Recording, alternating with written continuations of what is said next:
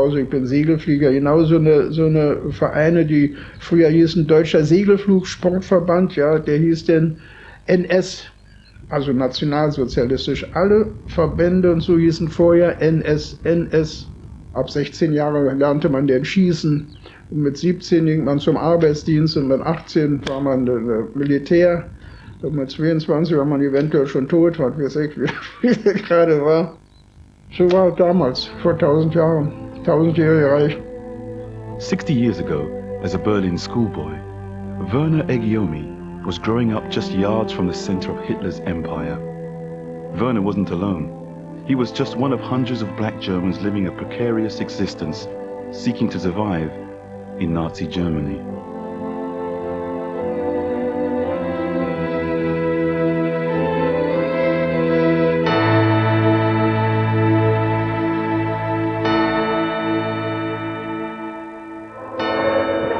January 30th, 1933.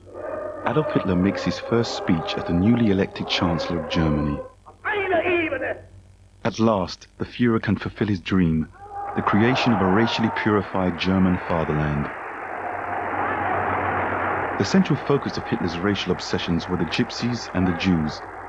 But another ethnic group was also in his sights, Germany's 20,000-strong community of black people. Members of this community were amongst Hitler's first victims. Soon after coming to power, the Nazis ordered medical teams to develop a sterilization program designed to eliminate future generations of those considered unfit to reproduce. Most of the victims were those with mental or physical infirmities, but also targeted were hundreds of mixed-race children who were growing up in Germany's Rhineland area. One of those children was a 17-year-old apprentice railway worker from the South German town of Saarbrücken, Hans Haug. Mein Vater war Algerier und war ein farbiger Soldat, außerdem war er Muslim. Und wir sind so streng katholisch, dass allein das schon dass niemals, die kommt in die Hölle und was weiß ich, wir waren wie Gott eine fromme Familie. Auf diesem Bild bin ich in der Mitte. Hier, die kleine Schwarze. Kinder haben mich so beschimpft wegen meiner dunklen Hautfarbe damals, meine Mutter dann geweint hat, wenn ich abends mich beklagt habe, ich verbinde. Die ist daran gestorben, an der Aufregung und an der Ablehnung durch die Familie. Das ist meine Mutter auf einem großen Bild hier, das ist meine Mutter.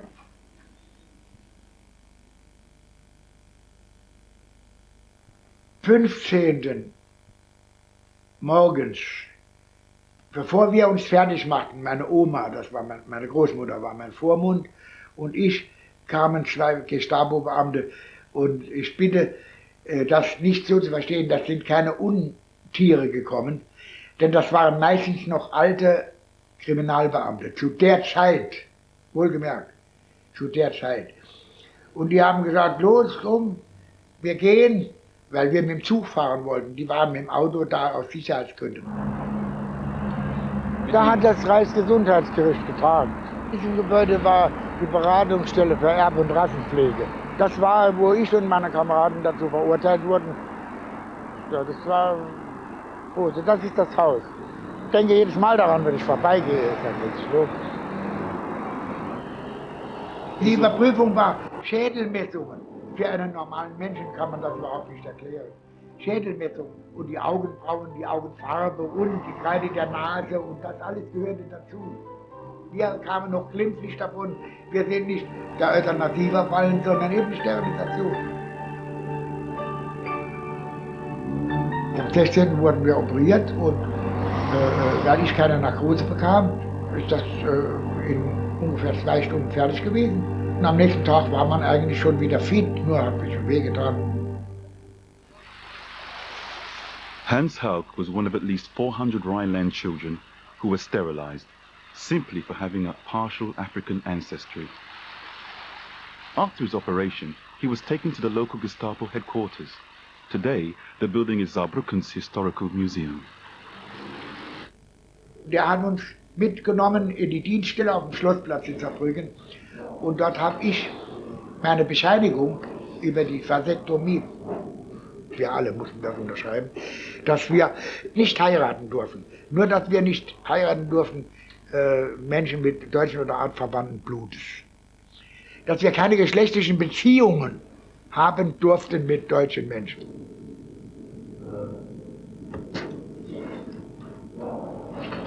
Ich kann mich an die damalige Zeit noch gut entsinnen. Natürlich habe ich das empfunden als niederdrückend und bedrückend und alles war es nur mehr ein halber Mensch. Like most of the mixed-race Rhineland children, Hans Hauck was a product of the relationships that developed between German women and African soldiers from the French colonial army. Africans had been stationed in the Rhineland after 1918, following Germany's defeat in the First World War. Under the terms of the peace treaty signed at Versailles, Germany was stripped of its own colonies and was forced to submit to the occupation of its strategically important Rhineland area. Controversially, France was allowed to deploy troops from its African armies to police the territory, which formed much of its border with Germany. For many Germans, this was the final humiliation. German nationalists led the opposition to the treaty. They complained that their country had been robbed of its possessions in Africa. The country's newly emerging Nazi party produced silent propaganda films attacking an agreement that had led to what they called the Black Disgrace on the Rhine.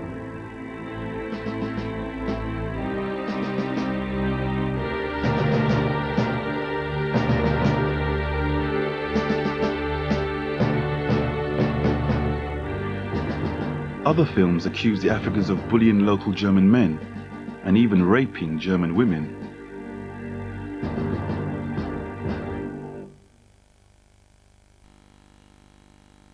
The allegations were published in newspapers across Europe. But French inquiries found that, in reality, it was the German women who were initiating liaisons with the relatively well-paid and exotic men of the French colonial army. The fruit of these relationships were more than 800 mixed-race children, but their arrival scandalized German public opinion. It was a controversy that influenced the thinking of many Germans, and one young, ambitious Austrian, Adolf Hitler. It was, and it is, the Jews who bring the Negroes into the Rhineland, always with the same secret thought and clear aim of ruining the hated white race by the necessarily resulting bastardization. The Nazi plan to sterilize the Rhineland children was, for them, a great success. By the end of 1937, almost half of all the mixed-race children had been treated by the Nazi doctors. A further 200 of them disappeared, probably into Hitler's concentration camps. Thomas Holzhauser was sterilized at a hospital in Darmstadt, near Frankfurt. A few days before his death in 1996, he spoke to an amateur cameraman about his ordeal. Wie so aus dem Haus Mama, was ist da?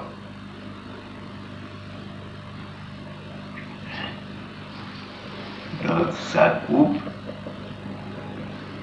da die Nase. Und das sind das Krankenhaus und das Doktor hat noch das A, Uniform A. Ich weiß nicht, was gemacht habe. Nee. Und heute bin ich, meiner Meinung nach, bin ich froher als meine Kinder vielleicht noch kommen würden, die ich hatte, zu ersparen. The sterilization program had been directed by the leading Nazi geneticist, Dr. Eugen Fischer. Fischer was working against a biological clock. By the mid-1930s, the children were entering puberty and had to be sterilized before they became sexually active.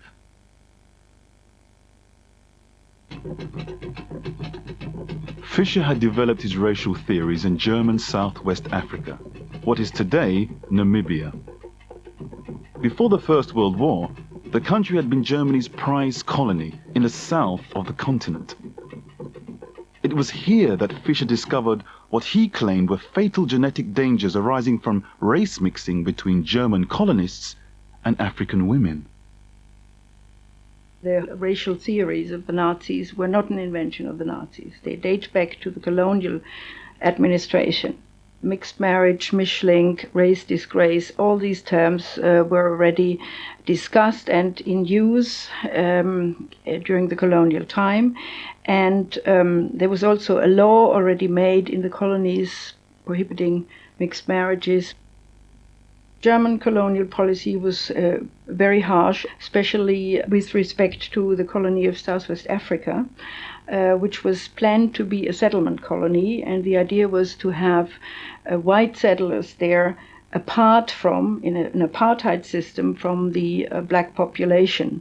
And the uprise of the black population there, which was caused by the total expropriation of their grounds and their living space, ended with a genocide. A first genocide where 80% of the local population were killed.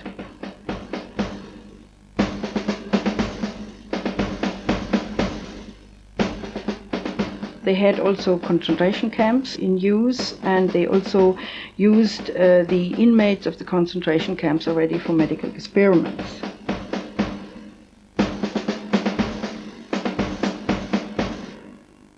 Dieses Afrika. In the 1930s, Germany's cinema romanticized colonial adventures in Africa. Yet in reality, Germany had quelled all resistance in its own colonies with brutal programs of slaughter and genocide. Violence in the black colonies was just a foretaste of what the Nazis would do to the black people closer to home.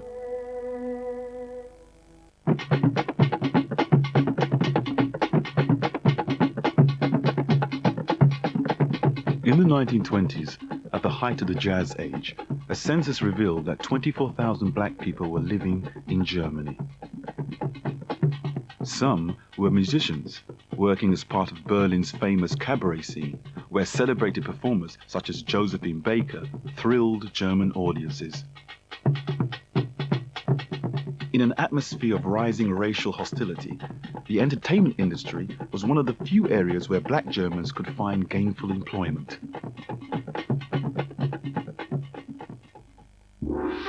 Many other German blacks were the descendants of troops recruited from its colonies in Africa. 15,000 Africans had fought and died for the German king, Kaiser Wilhelm, in the First World War.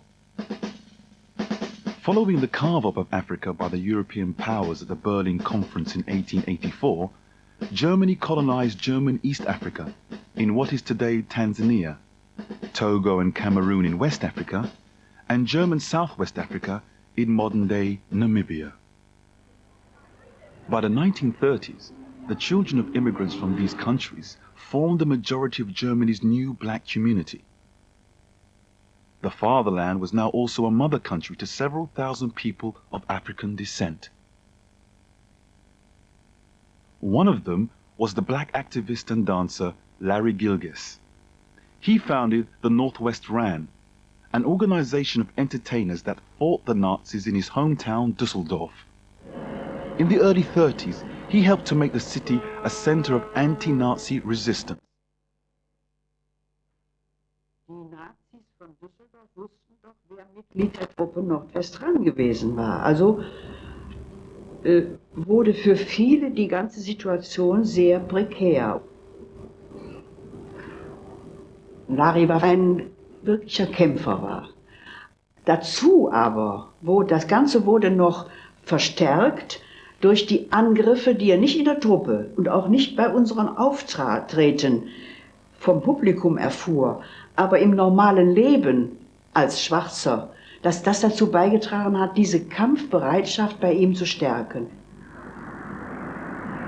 An dieser Stelle 1933 wurde mein Vater ermordet. Er wurde abgeholt so abends um 10 Uhr rum mit 20, 30 SS-Männer und man holte ihn angeblich zum Verhör. Aber er kam nicht zum Verhör, sondern wurde hier am Rhein gebracht und man hat ihn so bestialisch umgebracht, man kann sich das überhaupt nicht vorstellen. Mit Messerstichen, mit Schüssen und er war noch nicht tot, dann hatten sie ihn im Sand erstickt.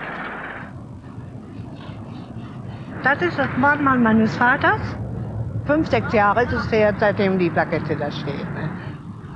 Alle sagen, ne? Ein guter Mensch. Ne? Und musste mit 24 Jahren sterben und eine Frau mit 2 kleinen Kindern zurücklassen. Larry war für sie ein rotes Tuch. Er war ein Kämpfer in einer kämpferischen Truppe und er war ein Schwarzer. Da kommt beides zusammen bei diesen Verbrechern.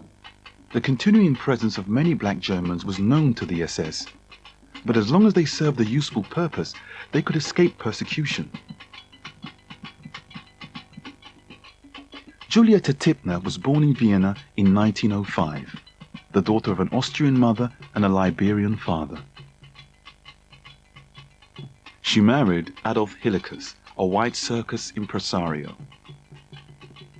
Together they created a cultural exhibition which traveled all over Germany, intending to give audiences a glimpse of authentic African culture. But the SS had other ideas. Mein Vater hat die Afrika-Show mitgegründet. Es war alles, sie haben so Tänze gebracht, die Sänger und dann haben so Akrobatik die gewesen und Musik gemacht. Und naja, Schlepptanz, nicht? Also es war dann mehr so wie ein Varieté. Und da war diese Afrika-Show praktisch die Anlaufstelle für alle Farbier. Throughout the 1930s, the Hillikus Africa Show was a significant employer of black Berliners. But in 1940, the show was taken over by the SS, who considered it racially unacceptable.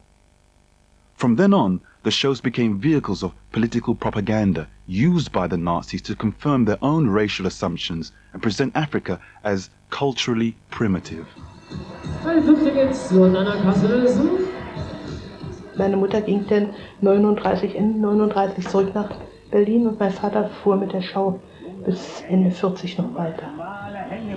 War dann das Publikum, was dann da reinkam, da kamen dann ganze Klassen, diese Hitlerjugend rein und alles. Und da wurde dann schon mal eine dumme Bemerkung gemacht und alles. Und dann wurden wie es so ist, auf den Volksfesten, wenn sie in die Bierzelte reingegangen sind, dann gab es Schlägereien und alles nicht. Also es war nicht mehr die Atmosphäre, die es vorher war.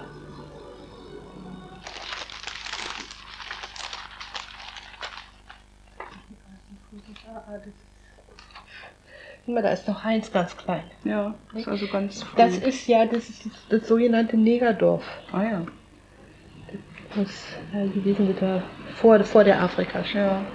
Sind denn eigentlich sehr viele im Krieg, also im Zusammenhang mit der rassischen Verfolgung umgekommen? Ja. Oder hielt sich das in es hielt sich in Grenzen. Man hat ja nicht, dann war einer verschwunden gewesen und dann wusste man nicht, wo der geblieben ist. Nicht? Und dann, das ist der Hussein, der kleine Hussein. Der ist ungefähr kurz vor Kriegsende ins KZ gekommen. Und die Beholles sind auch ins KZ gegangen? Die Beholles, ja, sind ins KZ. Die sind in Stutthof. Mhm. Mama Beholle, die kam nicht wieder. Mhm. Beide Papa Beholle und Mama Beholle, die kamen nicht wieder. Mhm. Wer ist das? Herr Hitler. Ich glaube, das war der einzige Schwarze, der ein bisschen mitgemacht hat. Mhm. Ist ja auch interessant. Wie ist ja der Papa, wie jung der noch ist. Ja. Ne? Und das ist Mama als Das ist Mama, Mädchen. Ja, da hatte sie diesen, bei den Inderpeiles. Da haben sie Tanzunterricht, ja. Adolf Hitler wollte ein rassepolitisches reines Reich haben. Nicht? Und da konnten sie uns nicht gebrauchen. Genauso wie sie Zigeuner und die Juden nicht gebrauchen konnten. Ja? Aber die haben alle vergessen, dass ja die Deutschen, wenigsten reinrassigen Deutschen gibt es ja gar nicht.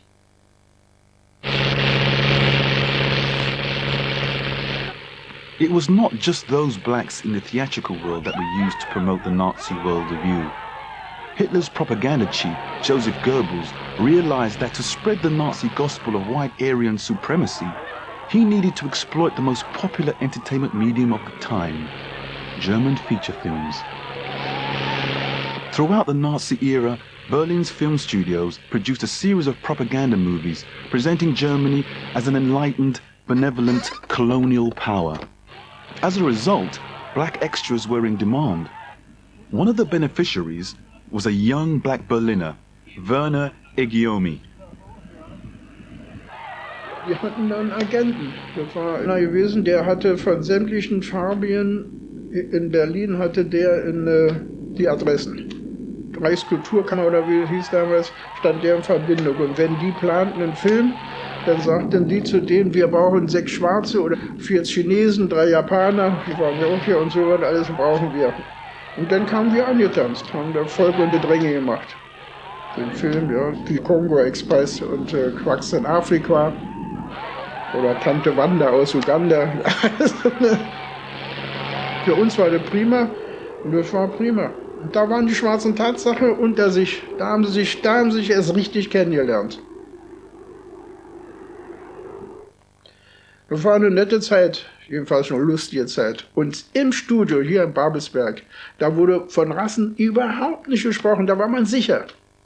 Da war jeder Kollege, außen vor der Türe konnte man verhaftet werden. Ja, aber innen drin war man so sicher wie eine Bank.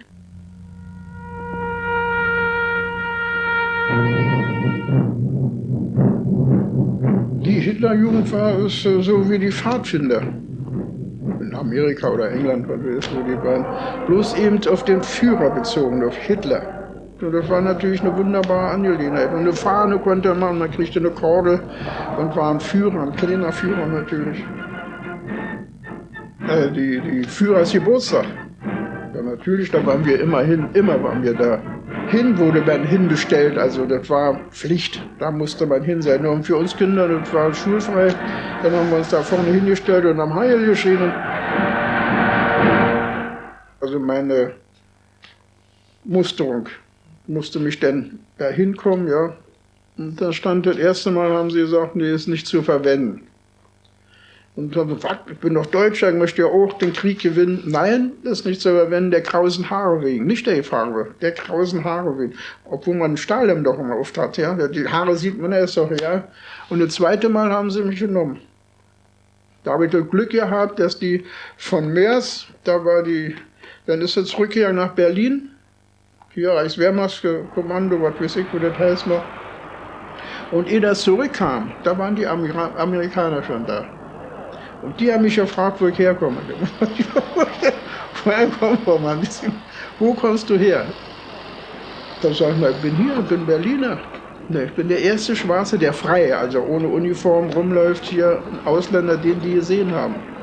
Haben die dir nichts getan? Die haben mich angeguckt, als ob ich da angeschossen worden wäre und nichts. Ich sage, nein, ich habe hier gelebt, wie alle anderen auch, ja.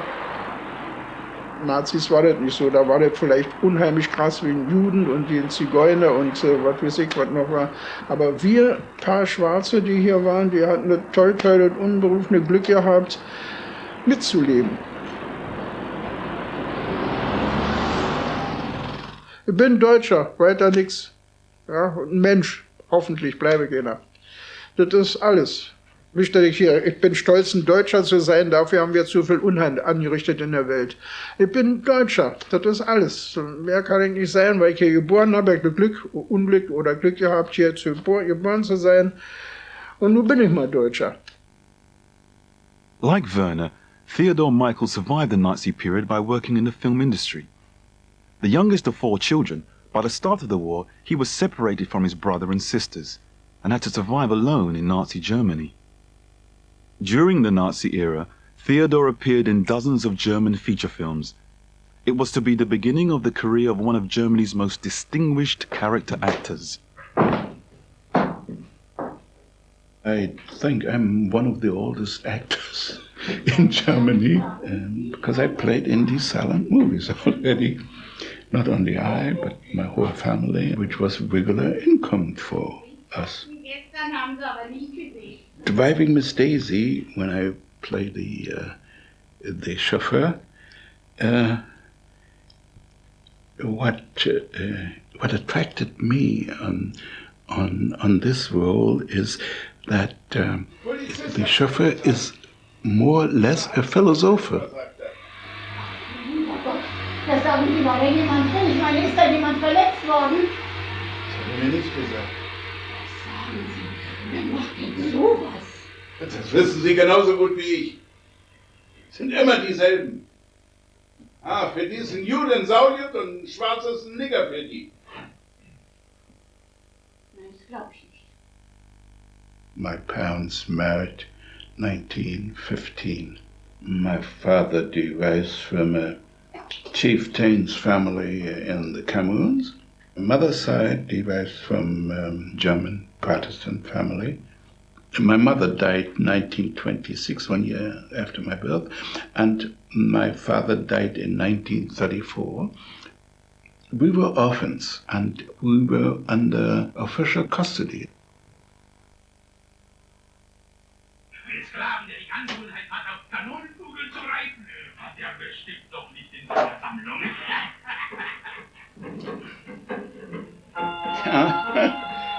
These are the last Africans in Berlin in 1942, and most of them were prisoners of war, French nationals. Yeah, and that little one here, that one, that's me. I was 16 in those days. Yes, that is more than 50 years ago.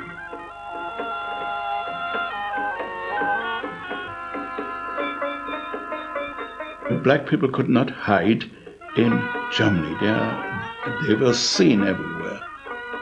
We were aware that if the Nazis want to get rid of us, they could get us just at one swoop, all of them. After the close of the studios, I was sent to an ammunition factory. You just live one day to the other, and you're happy if you're still alive.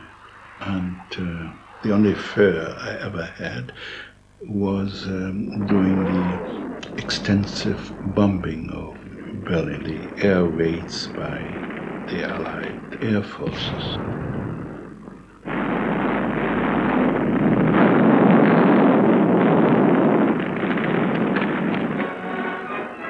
I was liberated by the Russian soldiers, and they were surprised to see a black man still alive.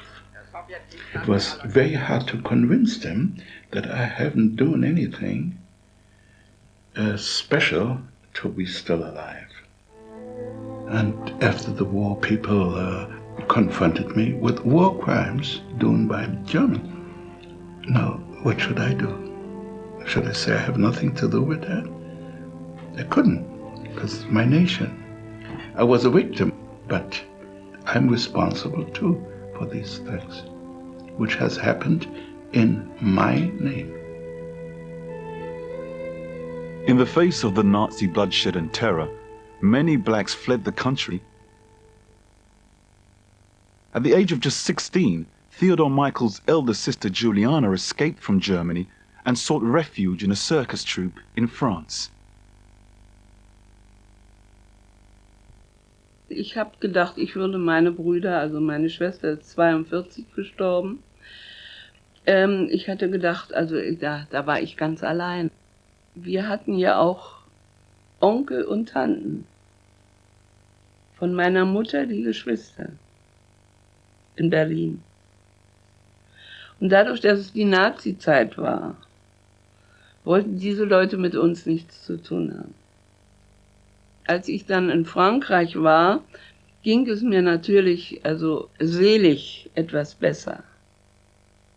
weil ich nicht mehr so stark diese Befürchtung hatte, irgendwann mal weggeräumt zu werden. Oder man musste ja auch aufpassen und Angst haben, dass irgendwas passiert, nicht, dass man da irgendwie verraten wird und also was ich hatte, das war ein Horror vor Konzentrationslager.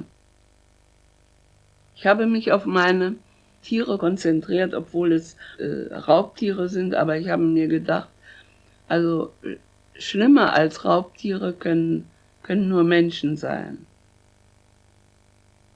Und das war, meine Liebe zu den Tieren war sehr groß. Und das ist geblieben auch. By the end of the war, neither Juliana nor Theodore had any idea whether their brother James had survived. They knew that, as a boy, he'd also joined a circus to escape the increasing hostility in Germany. It was 15 years before the surviving members of the Michael family were at last reunited.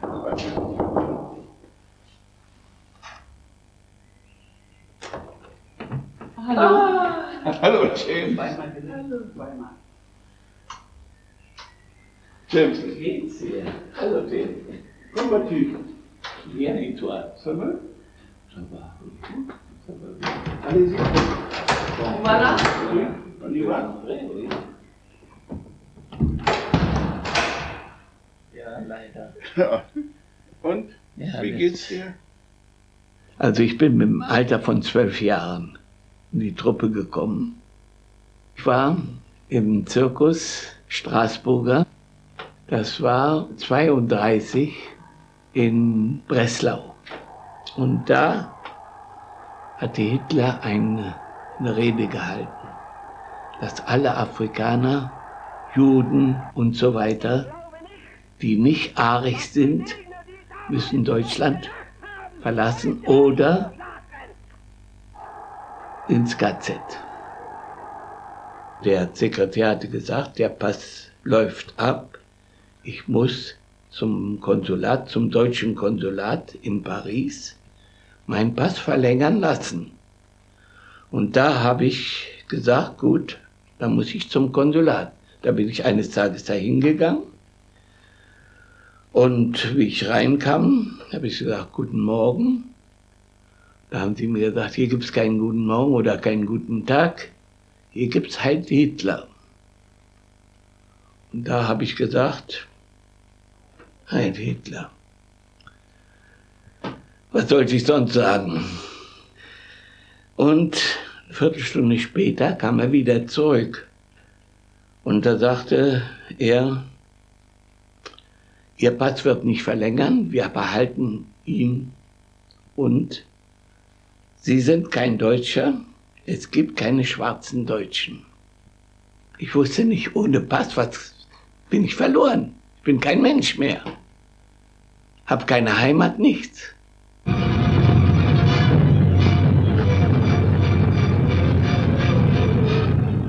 In fear for his life, and without his papers, James took one of the few routes left open to him and joined the French Foreign Legion. But as a legionnaire, James soon found himself locked in combat against his fellow Germans in Rommel's North Africa campaign of 1941.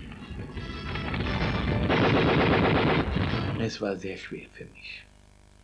Denn ich als Deutscher, ich war doch immer noch Deutscher, obwohl ich in der französischen Armee gekämpft hatte, war ich immer mit dem Herzen in Deutschland. Aber das Regime Nationalismus konnte ich nicht verkraften.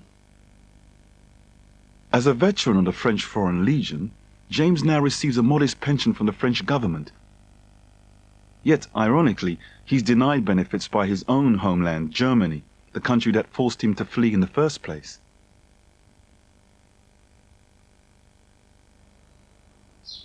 Such treatment is not unusual. Few black Germans have received proper redress for the persecution they endured during the Nazi era.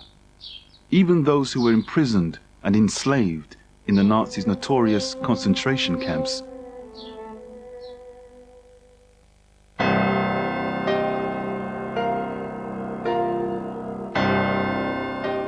Between 1939 and 1945, an estimated 200,000 black troops recruited from France's African colonies were serving in the European theatre.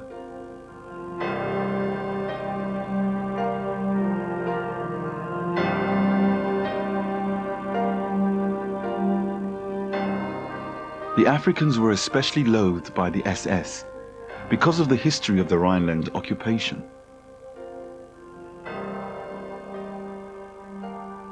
In many camps, the Nazis segregated the black inmates from the rest of the population. Often, in what was a breach of their rights under the Geneva Convention, black prisoners were denied food and given dangerous jobs. In this film, never seen before, black soldiers and civilians are seen scavenging for scraps of food at the Heimer POW camp near Dortmund in northwest Germany.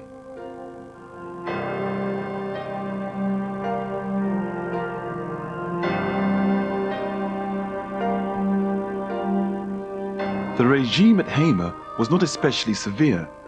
Prisoners were allowed to entertain themselves, though it's known that black civilians in Germany's concentration camps received much harsher punishment at the hands of the SS guards.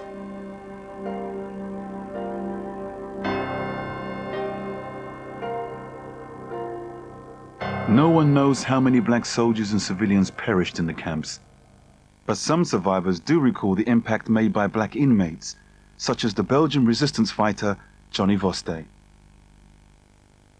In May 1942, Voste was arrested for committing acts of sabotage in the town of Malines, near Antwerp. He was deported to Dachau.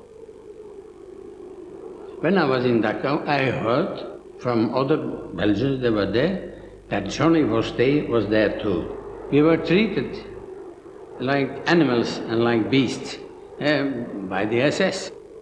One day, Johnny had got the possibility to organize a big box full up with vitamins. Instead, to keep them for himself, he started to give it away to all his friends. And that is something our survivors till today never forget. They will say, Johnny saved our lives at that moment, because he gave us away his vitamins. And that's the truth. Johnny was a very, very, very bold boy, and he was a very good Belgian.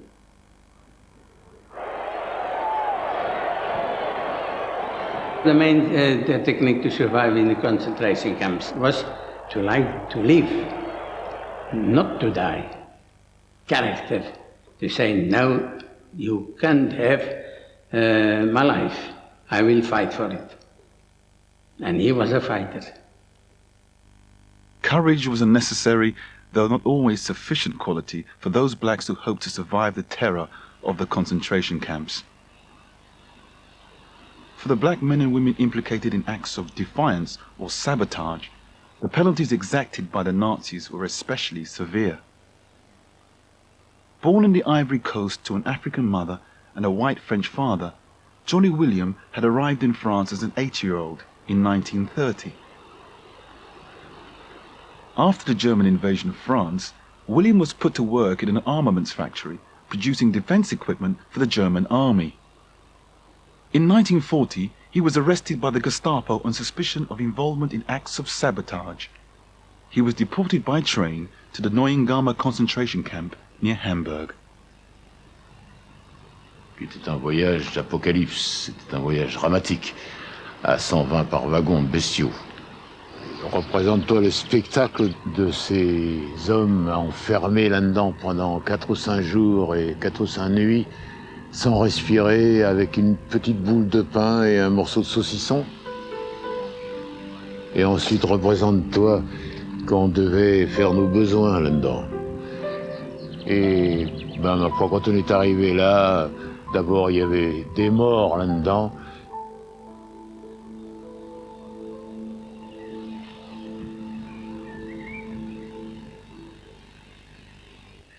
Mais en descendant de ce train, c'est là où on a commencé à voir ce qui allait se passer. Parce que quand on a vu les cris, les vociférations, les coups pleuvoir, et ensuite qu'on dégageait les morts de ces wagons, et qu'on nous a mis en rang sur l'appelplatz du camp de Neuengamme, là on a commencé à percevoir ce qu'il allait se passer.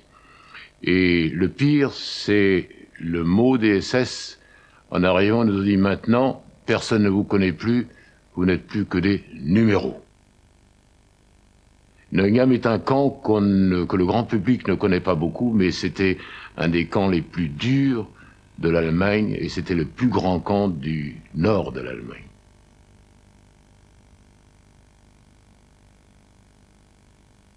Dans mon convoi, il y avait un autre noir. Dans le camp de Neuengamme, nous étions quelques-uns, peut-être 5 ou 6.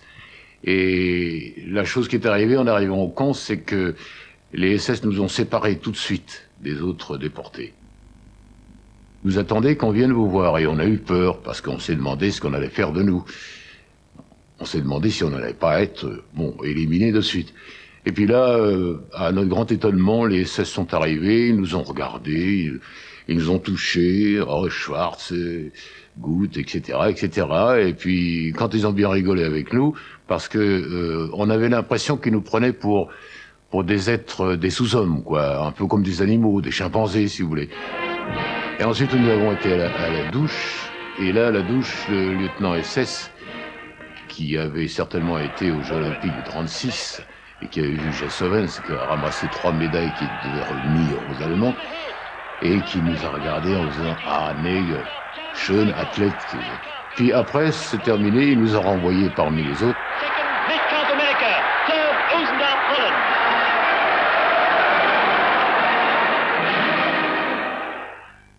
Before the war, Neuengamme had been a prison holding common criminals. After 1940, the SS appointed the criminals as capos to oversee the new deportees. Et qui, évidemment, étant d'anciens criminels, se sont laissés aller à des exactions terribles contre les déportés, les ont vraiment massacrés, les ont brutalisés d'une façon inouïe. Et je dois dire que le camp de Neuengamme était certainement un des plus durs camps pour la vie intérieure à cause justement de ces détenus de droit commun. C'est un des bâtiments de la Metallwerk où je travaillais, tu vois.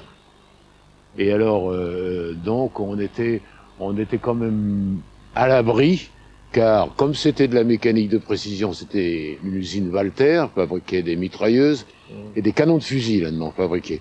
Donc, pour maintenir la température pour le métal, il y avait toujours 18 degrés. Ça fait toujours un choc de revenir là, mais disons que j'ai eu la chance, parce qu'en fait, ça m'a peut-être sauvé la vie, parce que si j'avais pas travaillé à la Metallwerk, ça m'a sauvé la vie, quoi, parce que j'ai pas subi les intempéries de ce climat. Est-ce que tu avais aussi, parce que là je sens une espèce d'odeur de camomille, là, ça ne te rappelle rien, ça n'existait pas à cette époque-là? Malheureusement, non. L'odeur qu'il y avait ici, c'était pas la camomille. C'était le crématoire. Ouais, c'est ça, ouais. On sentait une odeur de chair brûlée. Et alors, ce qu'on respirait tous les jours, c'était l'odeur du crématoire. Ouais, c'est ça, le crématoire, tous les jours, brûlait je ne sais pas combien de déportés. Et je dois dire que dans ma jeunesse, en un an, j'ai vu défiler devant moi des milliers de cadavres qui ont été brûlés dans le four crématoire. Et les gens qui travaillaient au four crématoire, c'était des Sonderkommando, on appelait ça. Tous les gars qui travaillaient au crématoire ou qui travaillaient dans les bâtiments où on faisait des expériences médicales, eh bien tous ces gens-là, tous les mois, on les remplaçait. On les tuait tous, car ils ne devaient en aucun cas révéler au monde et témoigner de ce qu'ils avaient vu. Pour moi, il est évident que, disons que je n'ai pas retrouvé le camp tel qu'il était, parce que on a retransformé. Mais c'est tout de même un souvenir terrible qui reste en moi. Et des fois, il m'arrive de me réveiller la nuit et d'y repenser.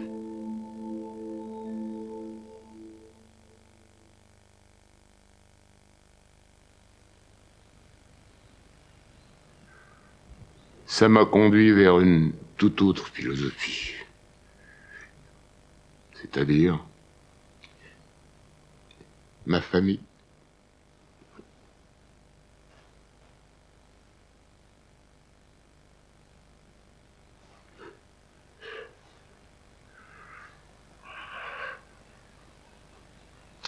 Mes enfants, mes petits-enfants.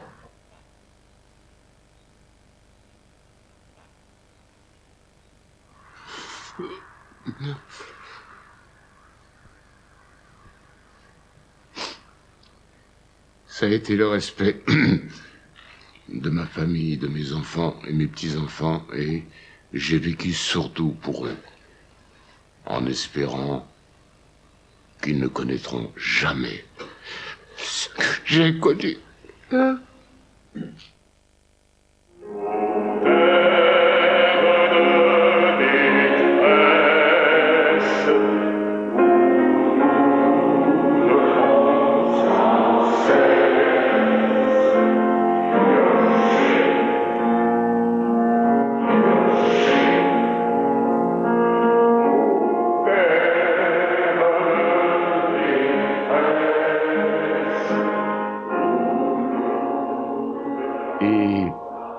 Je me souviens toujours de cette réflexion d'un des jeunes gens qui était avec moi. Il m'a dit, si tu as la chance de sortir de cet endroit, eh bien moi je suis sûr qu'un jour tu seras un chanteur de la radio.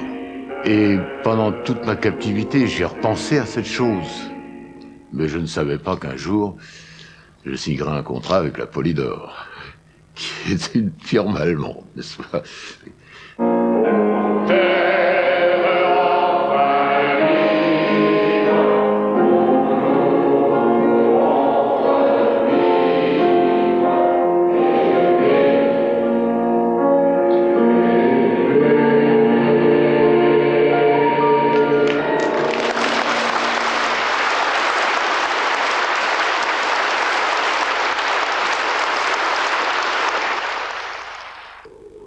Relatively little is known of the experience of black civilians held in Germany's concentration and internment camps. But some evidence does survive on the canvases of a black American painter, Joseph Nasse. Nasse was working as a sound engineer in Brussels until he was arrested as a suspected enemy alien by the Gestapo.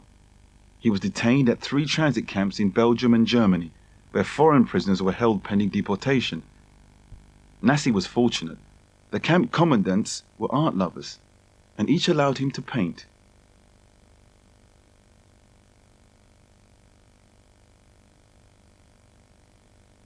Le 10 mai 40, les Allemands arrivent en Belgique. L'Amérique entre en guerre en décembre 42. À partir de là, il devait aller signer le registre de la Gestapo toutes les semaines, ce qu'il a fait. Ce qu'il a fait jusqu'au 14 avril 42, quand il a été arrêté. Un jour, il est parti au camp de Bourg-Léopold, qui était un camp belge avant-guerre et qui est devenu un camp de triage. Il y avait des Américains, des Anglais, des nonnettes, des femmes et des hommes, et une grande séparation. Au moment qu'il pouvait peindre, ça allait déjà beaucoup mieux pour lui. Du moment qu'il avait une facilité de faire quelque chose qu'il aime de faire. Il a montré la vie des camps. Il a montré jusqu'aux corvées des camps. La corvée épluchage de pommes de terre. La corvée nettoyage des pots dans lesquels les conserves étaient des boîtes à conserve.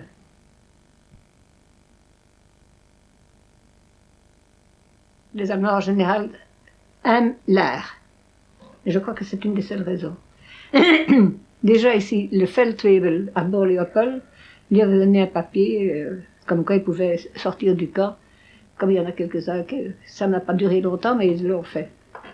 Donc, avec les Américains, je veux dire qu'ils ont toujours été plus larges.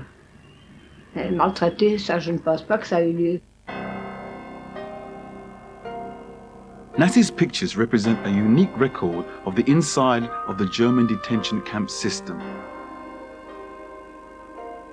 Many of his works, currently on show at the Holocaust Memorial Museum in Washington, D.C., express the oppressive and claustrophobic atmosphere that dominated the camps.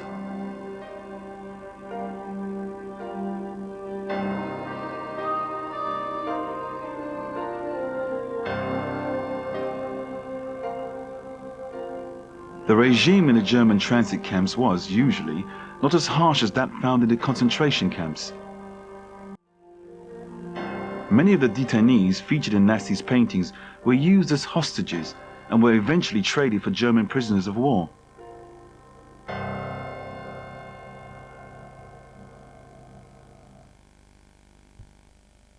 During his internment, Nassi completed more than 200 works of art. He died from cancer in 1976.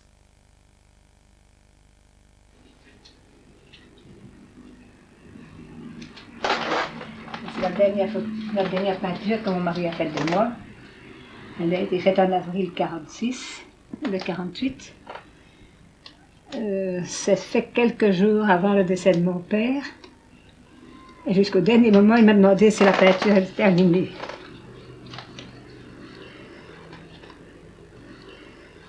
Il n'a plus fait de portraits d'enfants, plus jamais. Il a encore fait quelques portraits, mais plus jamais d'enfants, ça il n'a plus voulu faire après son séjour en Allemagne. Le motif, je ne le connais pas, mais je pense qu'il a vu peut-être des enfants trop malheureux.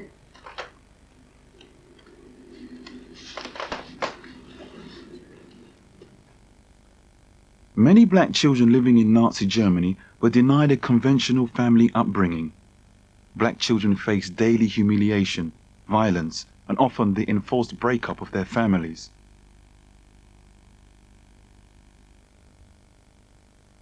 Gunther Voss was born in the eastern town of Chemnitz in 1930 to a German mother and a black Liberian father. Meine Eltern haben sie auch Heiratspapiere besorgen lassen. Die kamen aber nicht an, bevor Hitler die Macht ergriffen hat. Und er hat es dann abgelehnt. Nicht-arische Ehen waren dann nicht mehr zugelassen. Meine Eltern durften also nicht mehr heiraten. Und das hatte dann so zur Folge, dass laufend die Sittenpolizei kam.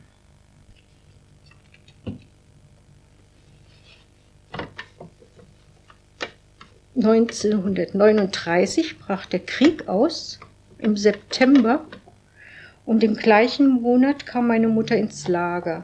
Da war sie bis 1945. Und sich als deutsche Frau von einem Schwarzen aushalten zu lassen, das war also sehr schlimm. Dann hat sie gearbeitet, aber das reichte nicht. Man sagte ihr dann einfach, sie muss sich freiwillig melden. Und das hat sie dann auch getan.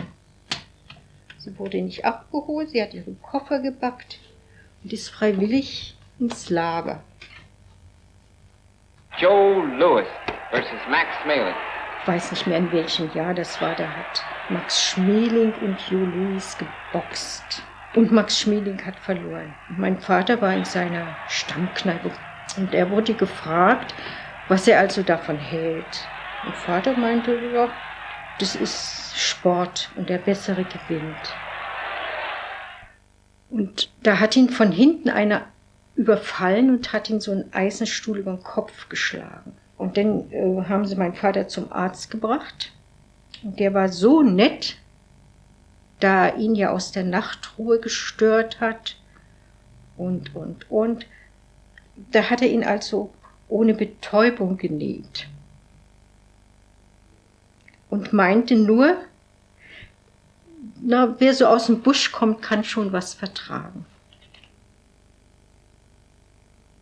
Ich war in der Klasse, also in meiner Klasse, die einzige Schwarze. Und wenn ich mich also gemeldet habe, da wurde man nicht beachtet. Wenn ich aber saß und der Lehrer musste annehmen, also die Frage weiß sie bestimmt nicht, dann wurde ich aufgerufen und dann hieß es, was muss ich meine Zeit mit euch Affen verbringen? Ihr gehört in den Busch. Da hatten wir keine Freunde mehr. Denn dann musste sich ja jeder offen zu Hitler bekennen. Wir haben nicht mehr zusammen gespielt. Es war so, als wenn wir uns das erste Mal sehen.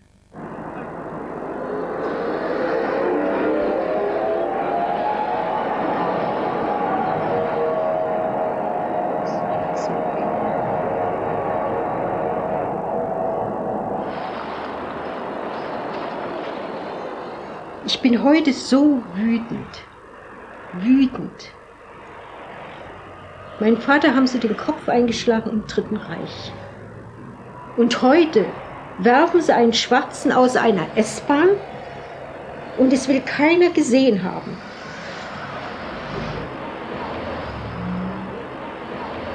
Sonst, wenn in der Bahn oder im Bus oder so leise Bemerkungen kommen.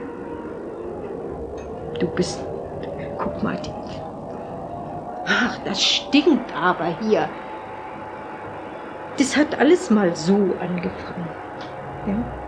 Und es ist beängstigend.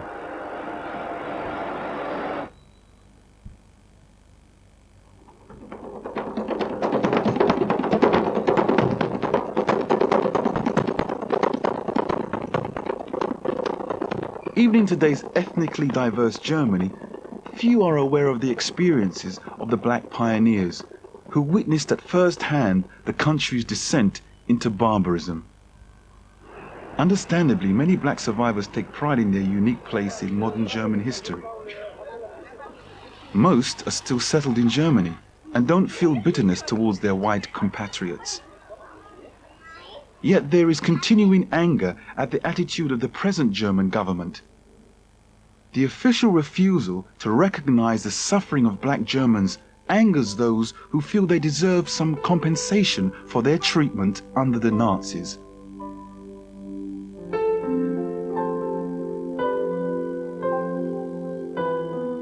Such battles for justice and recognition are familiar right across the black diaspora. But in Germany, racial insensitivity will perhaps always hold a special poignancy. Those who survived one of the 20th century's most evil regimes feel they have the right to expect better from the land they still consider their home.